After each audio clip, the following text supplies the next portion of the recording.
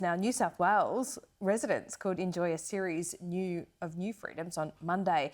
The vaccination rate is edging closer. The latest numbers show we should get to 80% fully vaccinated in just a couple of days. Danica DiGiorgio is in Sydney. Danica, the Premier will make a decision with his cabinet by Friday, and we could be getting some more freedoms by Monday. We could be, Laura. In fact, the latest figures from the federal government are just starting to come in. So New South Wales has now reached about 76.5% fully vaccinated, and 91% of the eligible population has now at least had one dose of a COVID vaccine. So we're edging closer to that 80%. And once we reach that, it'll be a raft of new freedoms. Schools will be able to return from Monday the 18th. Hospitality venues will be able to have more patrons, nightclubs to reopen, but with seated customers only. But the big one, of course, is the ability to travel to the regions. However, that does come with some risk, given that the vaccine rates in some communities are not as high as they are in Greater Sydney. So the Premier, Dominic Perrottet, telling Sky News this morning that it's something that they will take into consideration.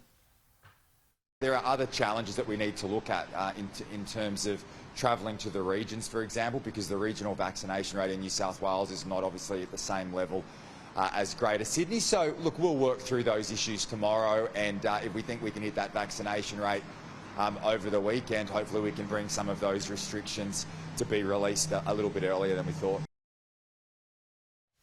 Danica, the Premier is hopeful that the Queensland border will be open for Christmas. He didn't give too much away. It doesn't sound like the Premier of Queensland told him too much either. No, Anastasia Palaszczuk certainly keeping it close to her chest as well. But Dominic Perrottet confirming that he's had this discussion with Anastasia Palaszczuk, as well as the Victorian Premier Daniel Andrews, about the possibility of the borders being open by Christmas so that families can have this reunion.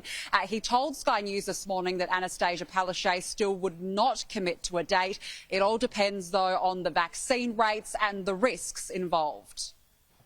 If you look at the vaccination rates in Queensland and Victoria, they're also increasing at very good rates as well. So I don't think it will be too long before we'll be able to have those announcements.